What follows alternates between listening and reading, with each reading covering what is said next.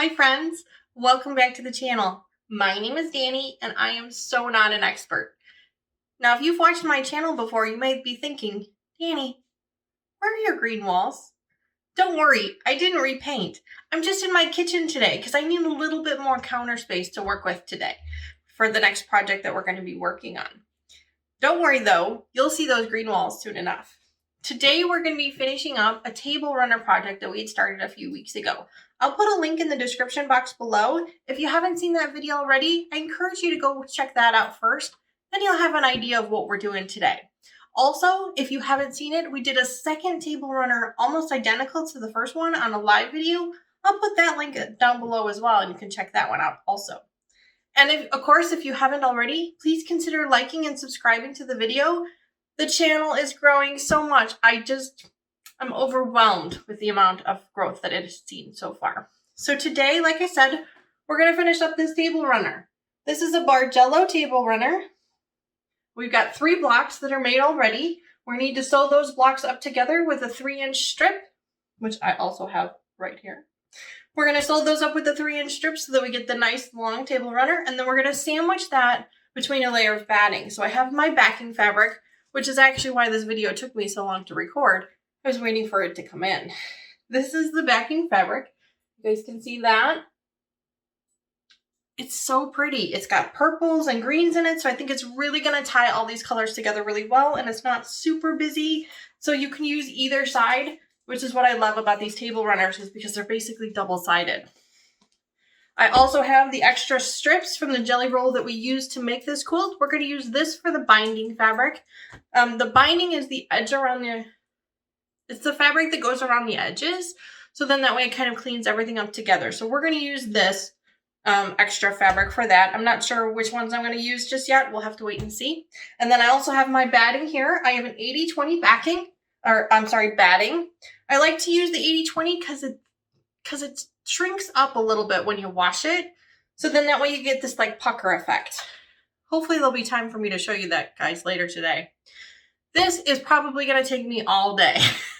I'm hoping to get 2 of these done, but I'm not sure that that's going to happen, but we're going to at least get 1 of them done today. So the first thing we have to do is we have to put these pieces back together. We're going to go ahead and sew those up in the sewing room, and then we'll come back here after I've ironed everything nice and flat. We'll come back in here and we'll start sandwiching everything up together. Sandwiching it doesn't really take that long. The longest part of it is the pinning. There's a couple of different options that you can use. You can pin it like I do. You can spray it with a basting spray to keep the pieces together. There's a bunch of different options. And if I remember, I'll try and put a couple of links in the description below to a couple of other ways that people use to sandwich their quilts in case you want to do something different. I have animals in my house, so I don't like to spray anything, aerosol in the house because I don't want the animals to breathe it. Plus, I don't want myself to breathe it either. I do have asthma, so I try not to use aerosols if I can. So I prefer pinning it. You do whatever works best for you. That is the beauty of this hobby, is that you can kind of do it however you want to do it. All right, so I'm going to go ahead and get this stuff over to the sewing machine. I'll meet you guys over there in just a minute, and we'll get these pieces sewn up together, and then we'll come right back here, and we'll get to enjoy my beautiful kitchen. All right, guys, I'll see you in just a minute. Okay guys, welcome back to the sewing machine. I got a new tripod. I'm testing out a couple of different camera angles. So if things look a little wonky, I apologize. I'm still trying to figure all this all out. So first thing we've got to do is switch out our thread. I'm using lime green thread because that's what we use to piece them all together. So I'm going to go ahead and use that again now. And then we have these 3-inch strips that we're going to need to sew up together. Let me grab my pins. I told you, everything is all over the place right now. Can't reach anything. Okay, there we go. Okay. So these are our 3-inch pieces. We need to line those up. Okay. Lay this out here. So the 3-inch piece needs to line up so that it goes up 1 higher than these. So I'm just going to pull this open like this, kind of roll it out so it goes there, which means I need to grab the checkerboard here.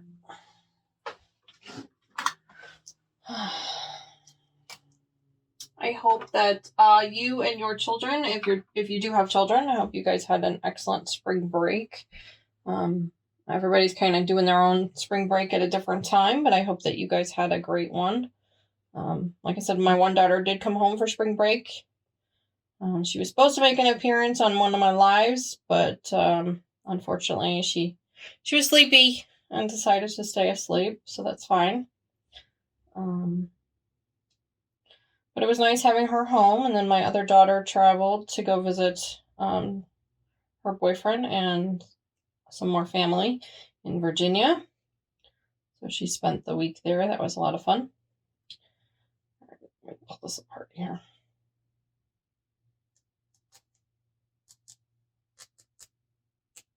There we go.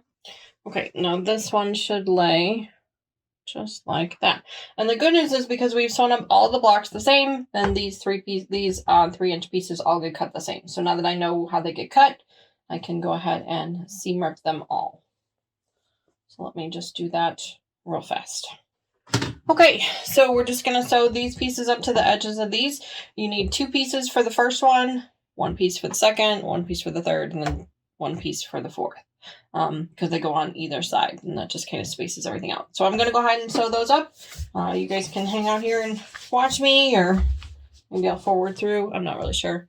I have threads everywhere. I always have threads everywhere. All right, let's go ahead and get these sewn up together. I'm going to set these over on this side here. Just going to line up that very first seam. Get this started. There we go. And then do the first one. Okay. And because there's a lot of nesting of seams, I'm just going to go real slow and do 1 seam at a time. Okay.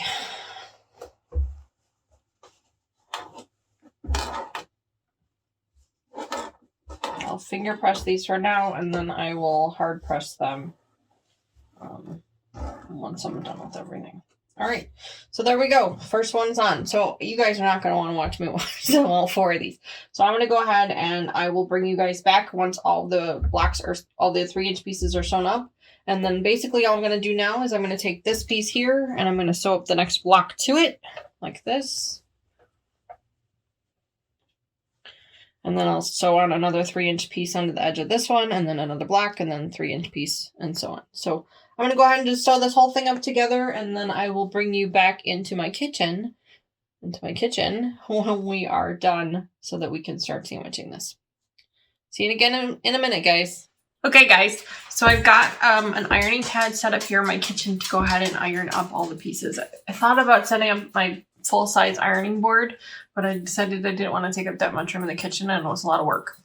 So I've set up the little ironing pad. I have my full-size iron here. I do not have my little Panasonic because this one gets a little bit hotter, and I like to use the steam setting on this one when I'm doing the full-size projects to iron up. So let's go ahead and iron up our pieces, the top and the bottom, and then we'll go ahead and we'll measure everything out and get started.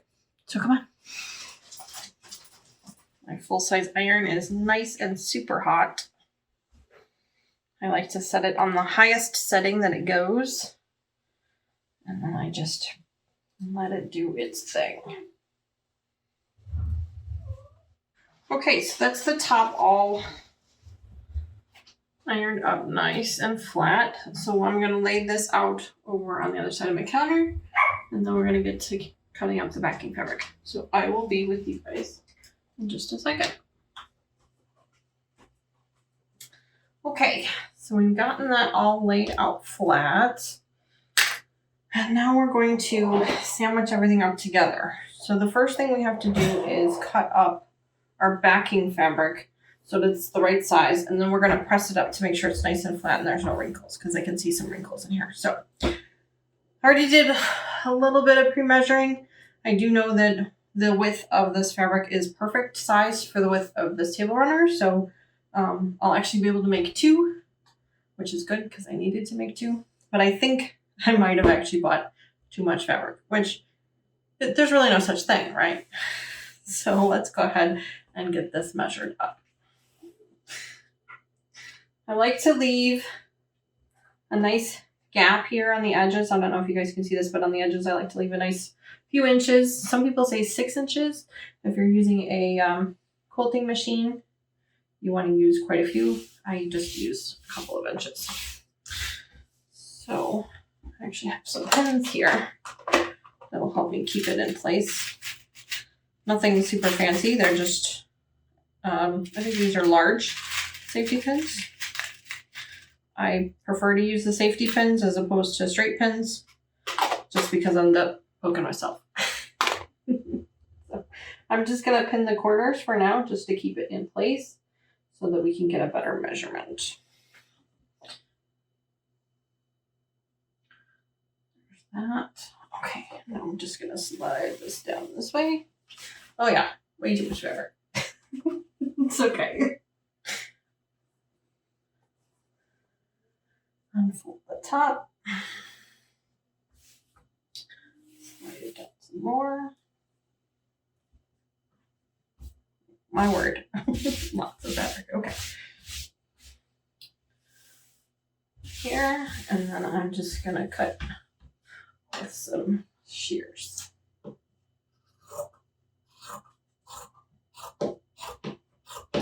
The backing fabric is from the same fabric line as the top is. It's a different lot. So the lot of fabric that we used for the topping is no longer available, but they did come out with another fabric line similar to the same name. So that's what the backing fabric is. Okay, and so now, as I mentioned before, this fabric is actually folded in half, and we don't need both pieces. We only need one. So I'm just going to run my shears along the seam all the way, and now we'll actually have 2 pieces, and we can use those for the other table runner as well. So let me do that real quick. Okay, so I'm going to go back over to our ironing station over there, turn the iron back on, and then iron up this backing fabric. I will meet you back here when we start to actually sandwich this up together. Okay, got the backing fabric all ironed up nice and flat, got all those hard wrinkles out. So now we're going to lay it on the table right side down. So like this, because that will actually be the back of our table runner. Right. So I'm going to lay that down, and now the next piece we need is our batting. Now I have not cut our batting fabric yet. I'm hoping that I have enough to do 2. I know I definitely have enough to do 1, but I'm hoping that I have enough to do 2. I guess we'll have to wait and see. I just slide you over. There you go. Okay. These 2. There for now. I don't need those. Okay, here's my batting. Now I buy the batting in bulk. I don't buy it off the roll like some people do.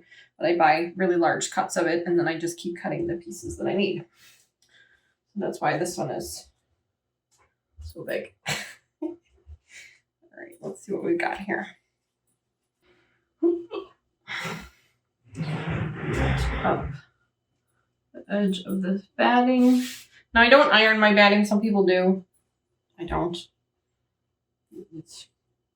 I don't. You totally can if you want to. And just try and stretch it. Try and get it to lay nice and flat on the backing fabric. And I can see the backing here and there. So I know I have plenty to work with. I have my quilt top that goes face up. And this is what you call sandwiching.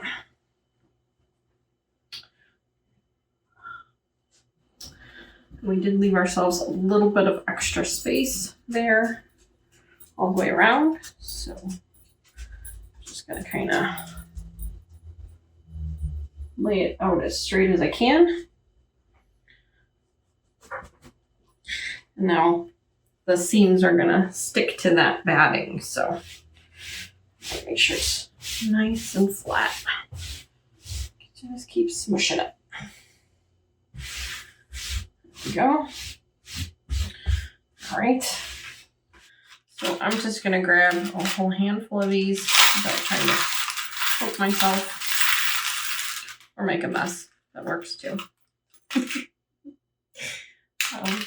These are all safety pins. I leave them open. It just saves time later on. But then you end up with this kind of tangled web of a mess. So go ahead and you're going to want to, if you're safety pinning, you're going to want to do a lot of safety pins to make sure that you keep things nice and straight. So I'm going to actually do every 2 blocks to try and make sure that I have everything pinned up really nice. And you want to make sure you get the pin through all 3 layers.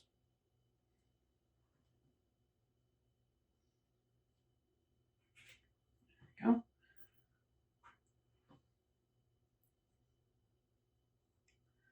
go. Some people stretch the backing fabric to make sure that it lays nice and flat.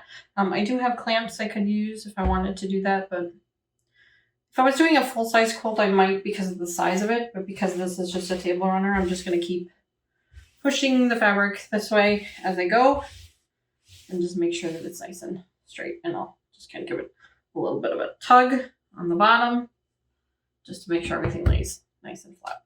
All right.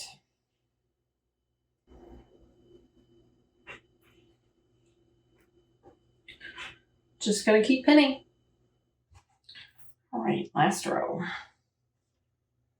On these edges, you really want to be careful that you're not pulling too much of this extra that way. You want to make sure you're kind of smooth it out real good, kind of hold it taut, and then put that pin in there so it doesn't get anything extra.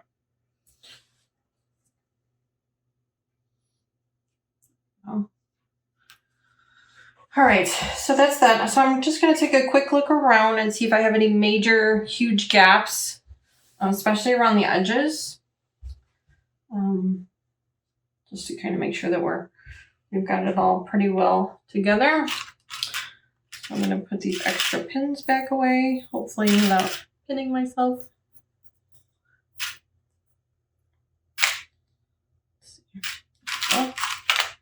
And now I want to flip this over and just check the background. And I'm just checking for like major folds or gaps or anything that kind of looks awful. Let's see. All right. It actually looks pretty good. Yeah, there's some puckering. See how I don't know if you guys can see it on the camera, but there's some puckering in the background. And that's okay because that's going to smooth itself out as we're quilting it. So this background will keep shifting down. Now the other thing is once we wash it, this is all gonna kind of shrink up a little bit too. So that's okay. All right. I think we are good. Yeah. So now we are ready to start quilting it. So I am going to take this stuff over to the quilting machine and I will see you guys there in just a minute.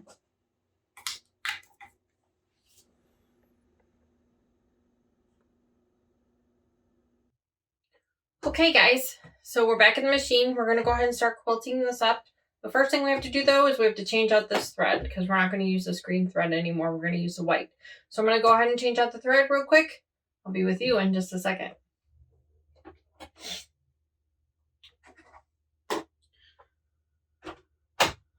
All right, thread is all set up. So now we're going to go ahead and get started with the quilting. There's really no rhyme or reason to the quilting or of where you should start or where you should finish. I usually just start at one end and work my way through. The first thing we want to do though before we even start quilting is we want to go ahead and baste around the edges. We're just going to do a real close to the edge, maybe 1/8 of an inch, 1/4 of an inch if you really have to. And that just kind of keeps everything a little secure so then that way it doesn't shift too much as we're trying to quilt it. So I'm going to turn my thread or my stitch length up to something really, really high, probably like a 5. If I can get it up that high. Yes, 5 is max for my machine. So I'm going to turn it up to a 5 and just go ahead and go around the edges. Just a normal straight stitch. That's just to kind of secure everything in there. Okay, now I think we're ready. Quilting foot is on. So that will help us get these layers through the machine just a little bit easier. Got my gloves on. I got my stitch length up to 5. Changed my thread. I think I'm ready now. Let's see.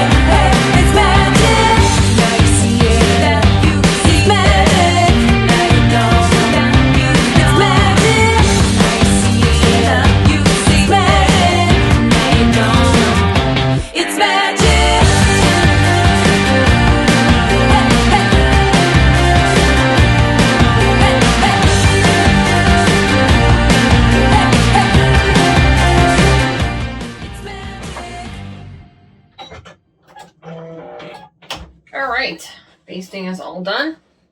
That will keep it semi-secure while we're stitching all the pieces. So now I'm basically just going to stitch down all the rows, or I guess columns, inside the ditch. And I know it's hard to see on camera, but we're going to stitch in between the 2 pieces of fabric and where the actual stitching is, and that's called stitching in the ditch. So that's all I'm going to do here. I'll see you guys in a little while.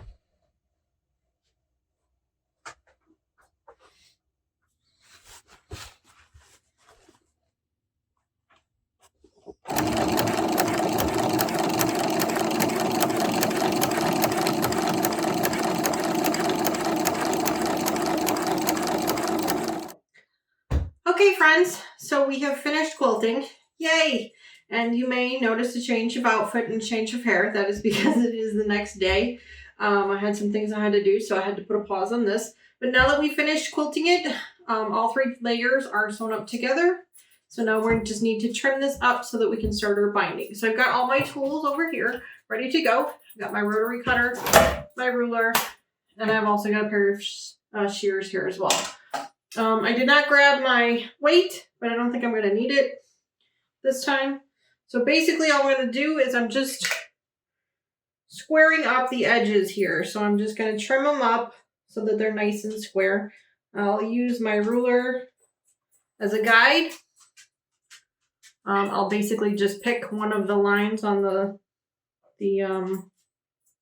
quilt to line up with the edge of my ruler, and then I'm going to use my rotary tool to just go ahead and trim up those pieces. And so that way I have a nice clean edge.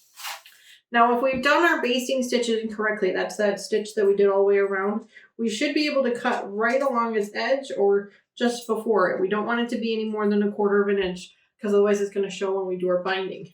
But it looks like we've done this one pretty good, so we're going to keep going. So I'm going to turn it this way, and then I'm going to do this edge here. Like I said, I'm just going to pick a line on the ruler and match it up with my stitching line so that I get a nice straight edge, and I'm just going to trim. Now it is important that once you've picked the line on your ruler that you're going to use, that you continue that line all the way down. So make sure you make a mental note of what line that is that you've chosen, so that in that way your quilt will be the correct size all the way down.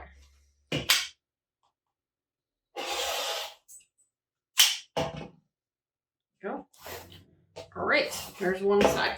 I'm just going to do up the other 2 sides real quick, and then I will meet you back at the sewing machine where we're going to start to prep our binding fabric. Okay, so we've got our quilt trimmed up and ready to go for the binding. So now we actually have to put the binding together. I did a little size length testing, if you will, of the remaining strips that we had, and unfortunately there were not going to be enough of the right colors to be able to use those purples and greens that I was hoping we could use on this quilt. So we'll have to use them on the other one, unfortunately. So I went through my stash and I found these really pretty cream colors. None of them are really a solid. They're all kind of a little bit of a whimsical color, but I think they'll go real well with the tan that's in here. I think they should go just fine. I've tested them on both sides, so I think we'll be okay. So I've got those pieces here, but as you can see, they're from my stash, so they're kind of, well, they're pretty sad looking. We'll need to iron those up in just a minute. In fact, let me turn the iron on. The other thing I wanted to mention to you is after we were done trimming all of our pieces all the way around, I went through and checked all of my scrap pieces to see if there were any large enough pieces that I would want to keep. And I did find a couple of them, so I went ahead and separated them back out, and I will put them in my scrap pile later on, and we'll use them for another project. And that's one of the reasons why I have these pieces, is they were just scraps that I didn't use for another project later on. So I will put these away for now, and we'll use those again later. So putting a binding on any project can be a little stressful. There are a bunch of tools out there online that you can use to help you figure out how much fabric you're going to need for the binding. I usually do, because I do the table runners at home here, I usually will do kind of a dry fit, if you will. I'll just kind of stretch them out and see how many I need. There's also a quilter's tool, I think it's by Robert Kaufman, that you can download for your phone or any of your Android devices that will can also help you. I use 2.5-inch strips. Some people use 2-inch, some people use 1-inch, some people use 3-inch, whatever. I use 2.5-inch, and I do all of my binding on machine. Some people do half machine, half hand. Other people do completely by hand. I am a terrible hand sewer. I admit defeat, so I will use the machine. Now, this would be a great opportunity for you to use all of those fancy stitches that your machine has if you want to do a nice pretty scroll or hearts or any of those things that you want to do. Originally, I thought I was going to do that, but because of the color of the fabric that we're going to be using for the binding, I've changed my mind and decided to just go with a straight stitch. I think that that's going to work out better. So the first thing we need to do is we're going to need to go ahead and iron up all of these strips. Iron them up and then sew them all together into one really long strip. And then once they're ironed up and then sewn up, then we're going to have to iron them once again, this time in half. And we iron it in half with wrong sides together so the right sides are out. And that's actually how we're going to attach it to the quilt. We're going to attach the wrong sides together on the back, and then we're going to pull the front forward. I will show you guys how to do that when we get to that point. So first off, I'm going to go ahead and iron these all up and then sew them all up together. You can, when you're sewing them up, you can do it one of two ways. You can do them straight stitch, where you're literally just taking end to end, matching them up together and sewing a straight stitch. Or some people get really fancy and they start doing bias, which is basically a diagonal. It's where you would take one and sew it up to the other corner to corner. I've done it both ways. I think for ease and for the sake of this video, I'm just going to do straight stitches for these. Maybe I will do a bias on another video for you.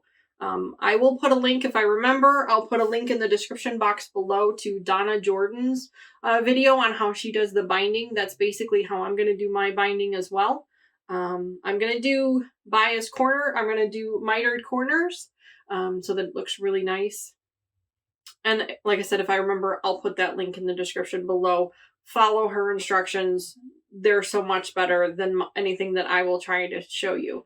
But I'm going to go ahead, iron these up, sew them up together, then iron them in half again, and then we'll go ahead and start attaching these. I'm not going to go through a huge tutorial on how to do this because, again, I'm not an expert at this. I'd much rather you go and watch Donna Jordan's video and really get the expert opinion from there. All right, well, I will bring you guys back as soon as these are all ironed up and sewed up into a long strip. I'll see you guys in just a minute. Okay, guys, so I've went ahead and ironed up all my strips, then I've sewn them together, and then I've also pressed the seams open. So that means rather than them going from one side to another, I press them open.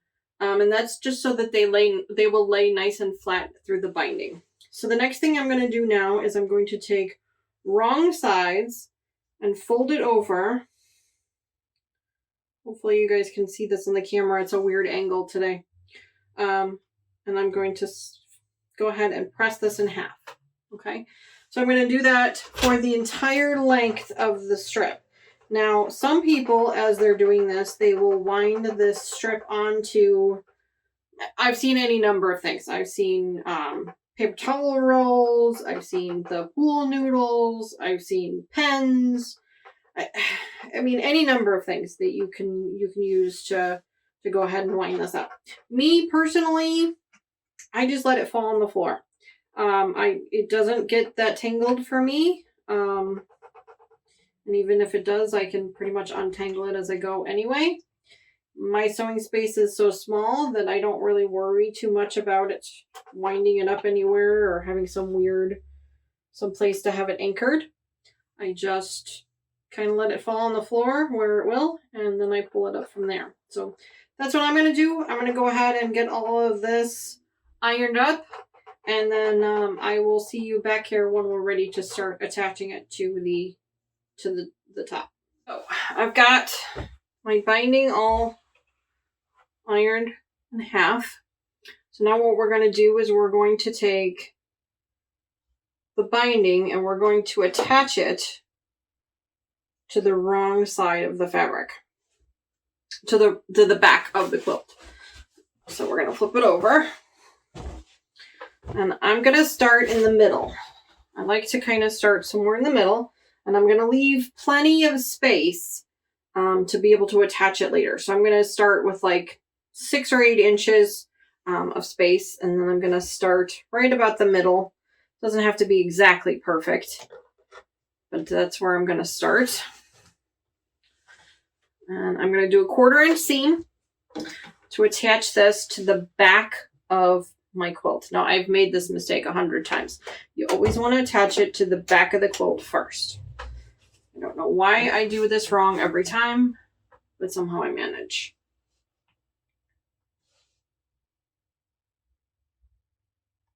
Hold on. Let me think about this for a minute. Nope, I'm wrong again. I do want to attach this to the front. Because what's going to happen in here, let me try to kind of explain what I'm doing here. So by attaching it to the front of the quilt instead of the back, what's going to happen is we're going to attach it here like this. And I hope you guys can see this on camera, but we're going to sew it here. So let me grab a pin just so you can kind of see. So we're going to sew it here on 1/4 inch. Okay.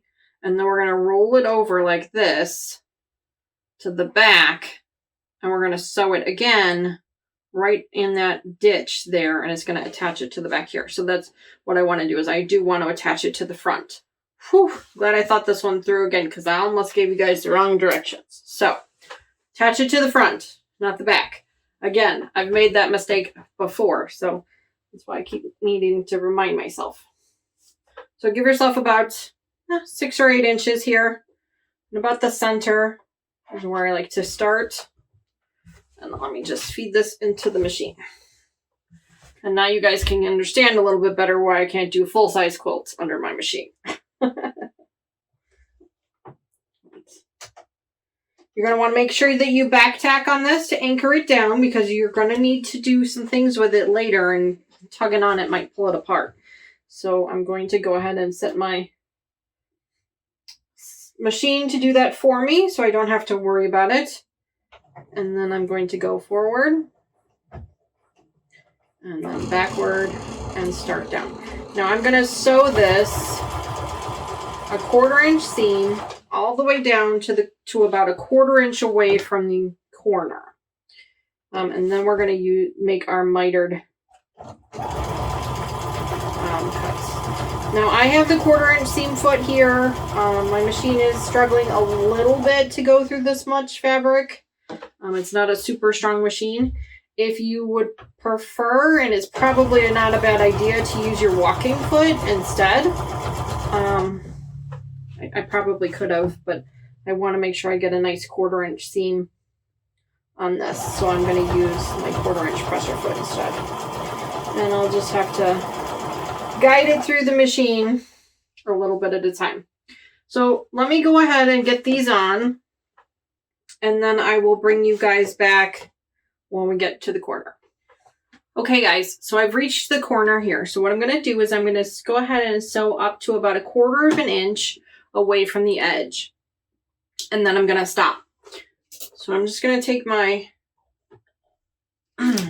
purple thing here, and I'm going to measure 1/4 inch away. Ouch. Ooh, and don't poke yourself with your pin. Oh. And then mark that with a pin so that I know where to stop. So I'm going to go there to there.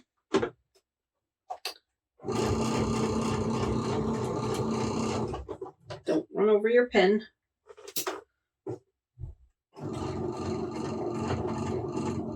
Okay. One more. And then I'm going to back tack just one time. Of course, my machine is doing the automated. Okay, so down. Turn that off. Go back one. Okay. I'm going to lift up my foot. I'm going to turn my quilt. Okay. Actually, pull the needle out. About 1/4 inch away. So now I'm going to go up like this. And I want to make sure that line is nice and straight. And then I'm just going to come right back down, meeting that corner up with the corner of my quilt. And then I'm going to put this back under my machine. And I'm going to put that needle right where that intersection is, or as close to it as I can. 1/4 inch away from the edge. There we go. And I'm going to sew a couple stitches forward and then go a couple back just to make sure it's anchored. And then I'm going to continue.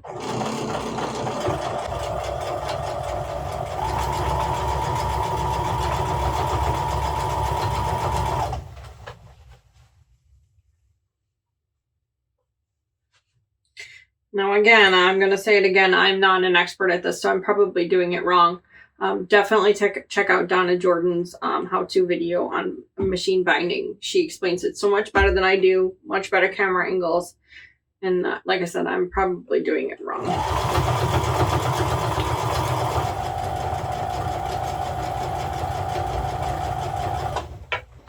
All right, I'm coming up to the end now. I've got my other piece here that I started with over here.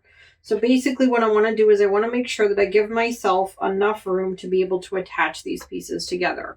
I'm going to go ahead and probably sew a few more inches and then stop so that I can go ahead and attach these two pieces back up together. Now this is where a lot of people have a lot of anxiety about binding, because if you're too short, then it's going to stretch too far. If you're too long, then it's going to buckle. I haven't really found a great trick on how to do this. I basically just sew it a little bit towards the end there, and then I just kind of put one inside of the other and then clip it, and then I go from there. That's really all I do. Let me show you what I mean. Give me just a second.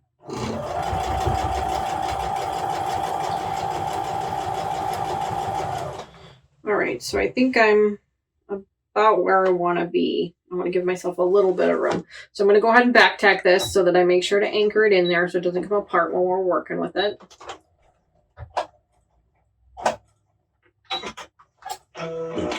Okay, so now I have two pieces here. I have my one long strip here left, and then I have my shorter one.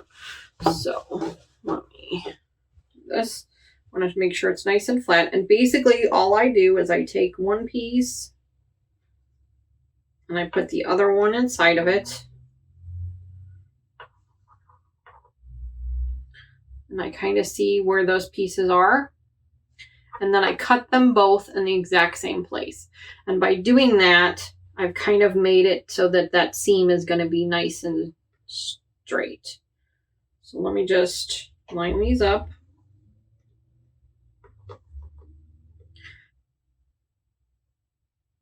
Cut a 1/4 inch seam underneath it.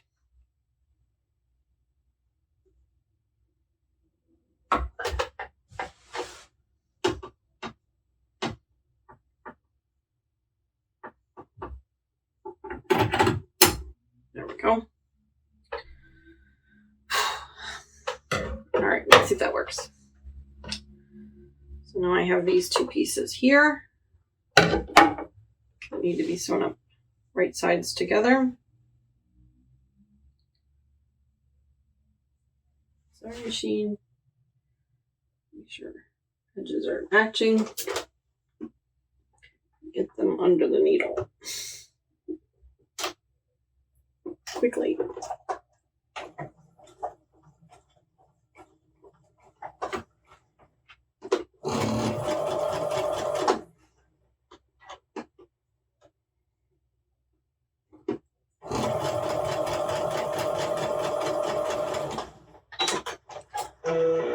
All right, moment of truth. And there we go. Make sure the seams are laying flat. You can always run your iron over them to make it your life a little bit easier if you want to. But I'm just gonna finger press them with my nail here. Pull them nice and straight. And then we're just gonna sew that back onto the top. All right, so there we go. Binding is officially attached, and we do have a little bit of a piece left over here. So the next thing we do is basically we just take the whole thing and we flip it over. So we go like this. Flip the whole thing over, and now we're going to sew on this side again in the stitch to anchor the other side. You want to try and make sure that you're getting it in there. Some people are better at this than I am, but this is how I do it. So let's go ahead, and again, I like to start in the middle. That way, in case there is any unevenness, it kind of evens itself out by the time you get to the edges. So I like to start in the middle. But you fold it over like that. Nice and tight. Get that 1/4 inch seam right there. It should be, if everything is done correctly, it should be a 1/4 inch seam. Now with the extra bulk, it's going to be a little messy. So I think I might actually flip my pressure foot. Let's see, because I don't think I'm going to get it with that folded. It's a little difficult to get that 1/4 inch seam. Oh, no, I got it. I'm just going to have to be real careful with it. All right. Let's start.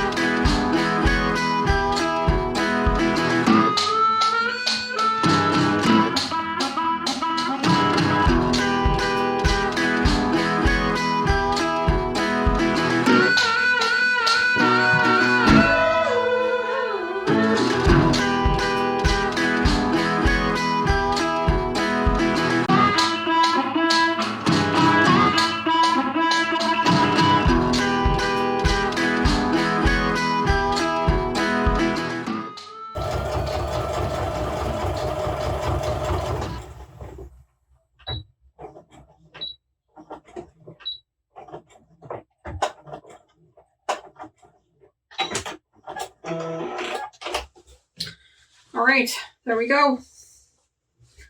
All done. Well, friends, we did it. We have successfully completed an entire project on the channel from start to finish. From starting as a jelly roll all the way up to a completed project. Now, the only thing left to do is to go ahead and wash this and then gift it out. I will not be recording the gifting. I'm sure that person doesn't want to be on camera. But if they do, then I will do that. Thank you so much for joining me today. I think this is probably going to be a long one. Hopefully all the footage actually saved. There were some issues in between, so I'm not really sure what you guys are going to get to see. Anyway, thank you so much for joining me today. Please make sure that you like and subscribe if you haven't already. And if you haven't, please check out our live streams on Sunday mornings. We just finished one up earlier this morning, and it was a lot of fun. So I hope that you guys can join me for that in the next one. All right, guys. I'm going to end it here. You guys have a wonderful day, and thank you again so much for all the love and support. I'll see you guys again soon. Bye!